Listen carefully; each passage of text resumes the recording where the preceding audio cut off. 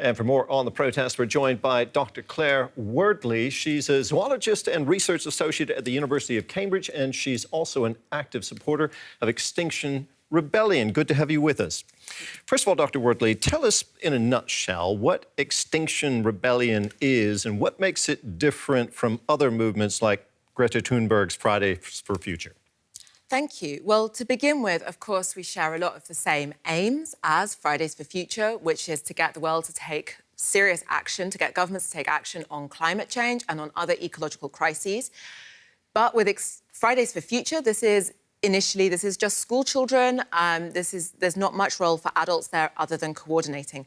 So with Extinction Rebellion, this is adults saying we don't just leave this to the children. We are also going to protest. And it's a grassroots movement. It's decentralised, meaning that anyone can, if they abide by the principles, they can call themselves Extinction Rebellion, they can go forwards. We have a lot of connections across all the different countries. We speak with each other, but we're not, for example, told what to do by the London Extinction Rebellion or so on. Berlin takes its own actions. And we make our points by using civil disobedience. OK, this week your group is staging a series of demonstrations all around the world, 60 cities, I understand, including Berlin. What are you hoping to achieve with these actions? So we've already kicked off in Berlin with a protest which started at 4 a.m. this morning. And we're hoping to do a variety of things. Firstly, to show the public how absolutely serious these crises are. I think it's very easy to forget about climate change and ecological collapse because they're not very nice things to think about. We don't want to read about them all the time. And by disrupting, we bring it to the forefront of people's attention. We also bring it to the forefront of government's attention and show them that the people, that the citizens are not going to take this lying down, that we want stronger action, that we have been trying for many years to get this through different means, and that now the time has come where we actually go out and we stand in the streets and stay there until action is taken. So you're trying to draw attention to the urgency of this. The language that you use goes in the direction of apocalypse. Something needs to be done now. How far, given the urgency of it, do you think it's reasonable to push your agenda? What are the limits of civil disobedience for you?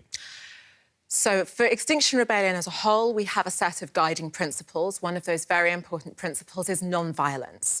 So we would never say that violence in any form is ever justified.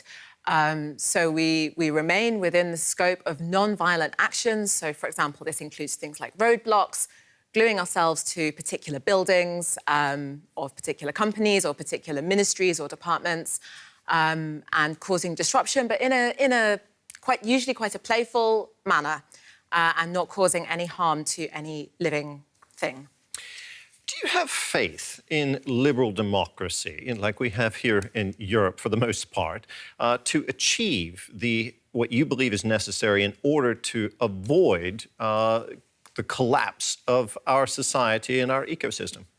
It's a very interesting question. So I think one thing is that I do have faith in democracy and I do believe in democracy, but I think that in many cases our democracy is subverted by special interests. So if you look at, for example, the influence of lobbyists in the US, oil and gas industry spent over 120 million in 2018 alone lobbying the government. Here in Europe, we have lobbyists from the oil and gas industries, from the coal industry, from the automobiles industry.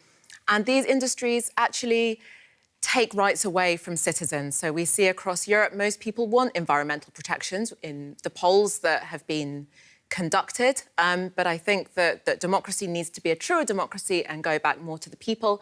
And that's why Extinction Rebellion calls for citizens' assemblies with randomly chosen citizens informed by science to take decisions.